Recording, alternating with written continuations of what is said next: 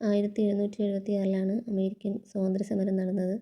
1492 Spanish ഗവൺമെൻറ്റിൻ്റെ നാവികനായി വടക്കേ അമേരിക്കയിൽ ക്രിസ്റ്റഫർ കൊളംബസ് എത്തിയത്. ഇന്ത്യയിലെ ജനങ്ങളെന്ന് കരുതി കൊളംബസ് ഇന്ത്യക്കാരെന്ന് വടക്കൻ അമേരിക്കൻ ജനതയെ വിളിച്ചു.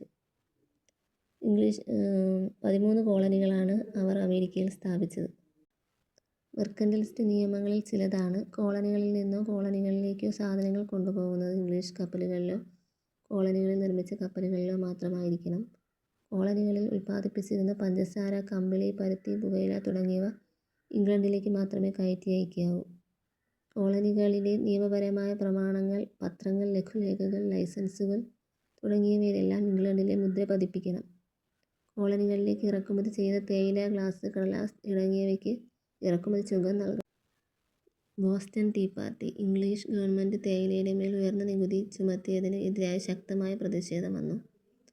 1773 ഡിസംബർ 16 342 പെട്ടി തേയില കടലിലേക്ക് വലിച്ചെറിഞ്ഞ സംഭവമാണ് ബോസ്റ്റൺ ടീ പാർട്ടി. 1751 പാസാക്കിയ നാവിക നിയമം, 1760 ഗതാഗത നിയമം, 1763 നാവിക നിയമം, 1764 പഞ്ചസാര നിയമം, 1767 ടൗൺഷിൻ്റെ നിയമങ്ങൾ എന്നിവയായിരുന്നു മറ്റ് കാരണങ്ങൾ. സ്റ്റാമ്പ് നിയമം 1765 1776 അമേരിക്കൻ സ്വാതന്ത്ര്യ പ്രഖ്യാപന രേഖ തയ്യാറാക്കിയത് തോമസ് ജെഫേഴ്സൺ ആണ്. പ്രാതിനിധ്യമില്ലാതെ നികുതിയില്ല എന്നതായിരുന്നു അമേരിക്കൻ സ്വാതന്ത്ര്യ സമരത്തിൻ്റെ മുദ്രാവാക്യം. മുദ്രാവാക്യത്തിൻ്റെ ശില്പി ജെയിംസ് ഓട്ടിസ് ആണ്. മാതൃരാജ്യമായ ഇംഗ്ലണ്ടിൻ്റെ നയങ്ങൾക്ക് 1774, 1775, 1776 എന്നീ വർഷങ്ങളിലാണ് ഫിലാഡൽഫിയ സമ്മേളനങ്ങൾ നടന്നത്. ഒന്നാം ഫിലാഡൽഫിയ കോൺഗ്രസ് 1774 1775 രണ്ടാം കോണ്ടിനെൻ്റൽ സമ്മേളനം.